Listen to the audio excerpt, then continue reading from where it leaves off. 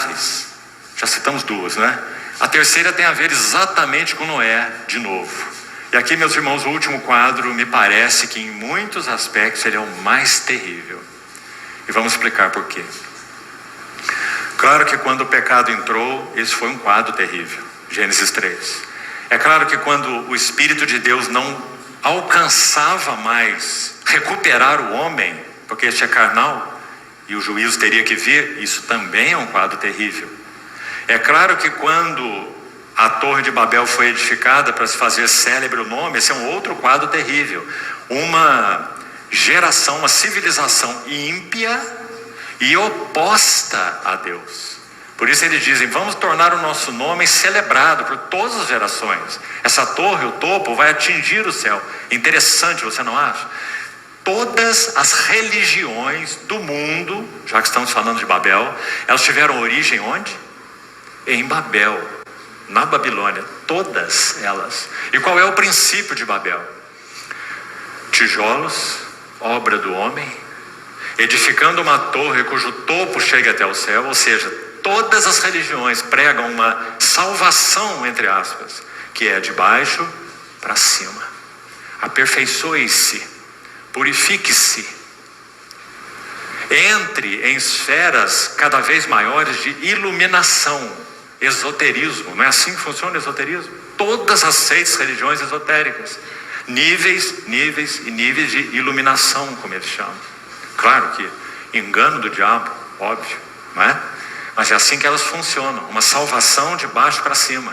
Somente a Bíblia, e podemos dizer a revelação cristã, claro, ela prega uma salvação que é totalmente de cima para baixo.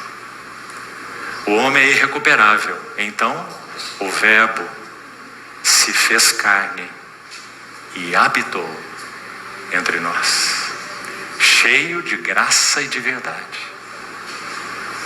E vimos a sua glória. Glória como do unigênito do Pai. Que maravilha, meus irmãos.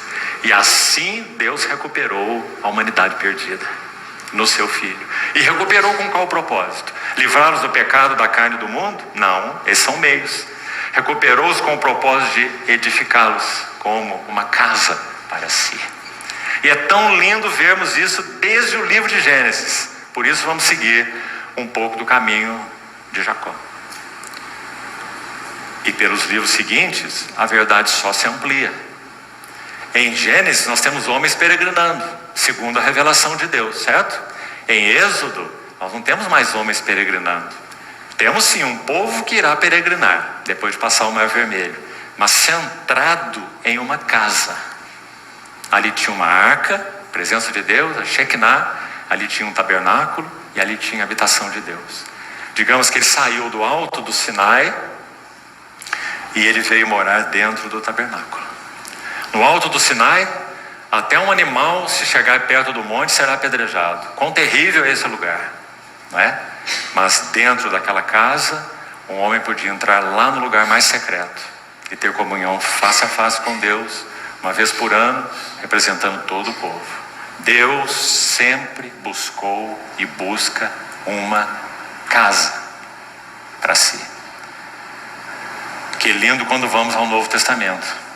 Paulo vê desordem numa determinada assembleia, no caso dos Coríntios, e dizer assim, vocês não sabem, é a pergunta que ele faz, não sabeis que vós sois o santuário de Deus e que o Espírito de Deus habita em vós. E não sois de vós mesmos. Fostes comprados por preço. Agora, pois, glorificai. Mais uma vez aí, olha a glória aí. Glorificai a Deus no vosso corpo. Então, meus irmãos, de Gênesis a Apocalipse, nós vamos ver esse fio de ouro aí. A casa de Deus. Agora, não completamos ainda qual é a terceira cena terrível. Apenas mencionamos que talvez, me parece, ela é a mais terrível. Vamos a ela. Gênesis 9. Abra, por favor.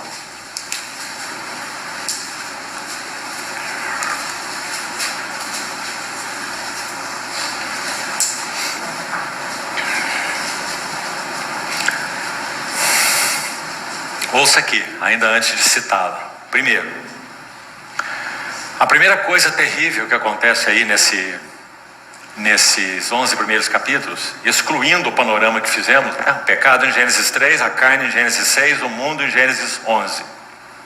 Então vamos fazer uma outra abordagem agora, por outro ângulo. As 3 cenas terríveis. A primeira delas, Nimrod. Nimrod está descrito aqui no capítulo 10, vamos aqui primeiro.